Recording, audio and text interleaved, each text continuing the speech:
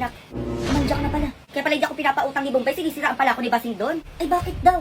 Malamang para siya lang makautang. Napakaipal talaga ng Basing na yan, ma. Tigigil talaga ako sa babae niya, hindi na ako makautang. Manda ka sa akin, Basing ah. Kasi mo ko siraan. Ma. Ay, dati ng diwa. Tulungan mo si Mama laban kay Basing. Hindi na ikaw ata na pasnaya dito ah. At nandito ka. Hindi ako makautang kay Bombay, Basing nang dahil sa'yo. Anong sinisiraan mo? Kung gusto mo ikaw lang makautang? Hindi kita sinisiraan doon, hoy. Sinasabi ko lang yan, totoo. Di ba tuwing sinisingil ka niya, sinasabi mo sa anak mo, wala ka sa bahay niyo.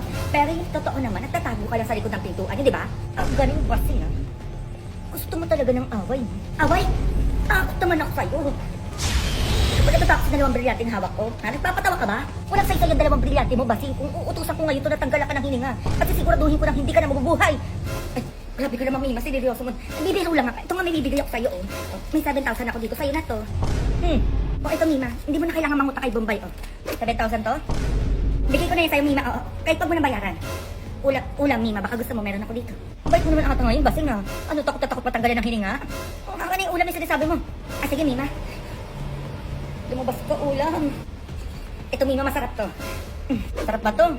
Baka mamaya kung ano na nilagay mo dito, ah. Ay, grabe ka namang, Mima. Eh, di tinanggalan mo na ako ng hininga, di ba? Kung ginawa ko yan. Sige, nakainin mo na yung masarap yan. O, sige, kakain na kami.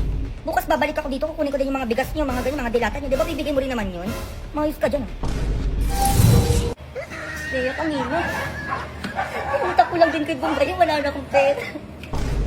Igigil ako sa'yo, Mima. Nautakan mo man ako ngayon. Tubawian naman kita.